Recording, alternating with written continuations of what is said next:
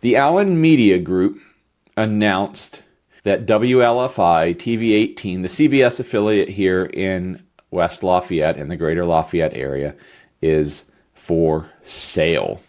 This probably comes along with cheers and celebration from a lot of local residents. You have to be living in a cave to not know of the controversy that's been going on around that the Allen Media Group was working to centralize weather operations and their Weather Channel facilities down in Atlanta and removing local meteorologists from the equation. Chad Evans stepped away from WLFI and is now doing a great job. And if you're not subscribed to Chad Evans on Substack, you should. If you want local weather, it's the absolute best. You can search Chad Evans Weather on Facebook, and that'll lead you to his subscription site on Substack.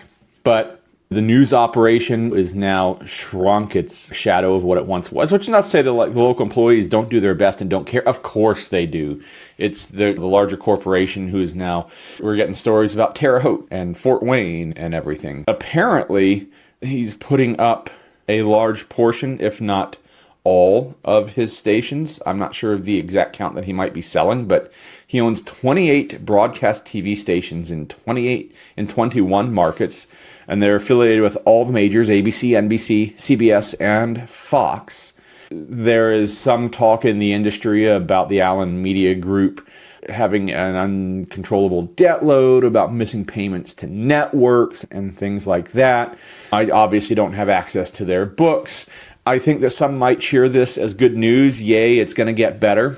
But quite frankly, with what the broadcast media landscape looks like in the year 2025, I'm not sure it's going to get better. I think one outcome is that there's not a buyer and the station folds. I'm not putting a likelihood behind that. I'm not saying, oh, that's going to happen or that's not. It might be a very, very small percentage chance of that happening, but it is a possible outcome.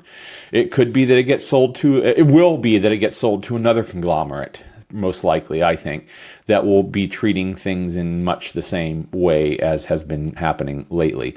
It's possible that a smaller operator buys the station, but I think they're going to be hamstrung by costs and the amount of money that it takes just to run a transmitter and to pay license fees and things like that. So I am not certain that it's going to get better. I think this is just another tolling of the bell of the future that is to come for local broadcast news nationwide and not just here in the greater Lafayette area.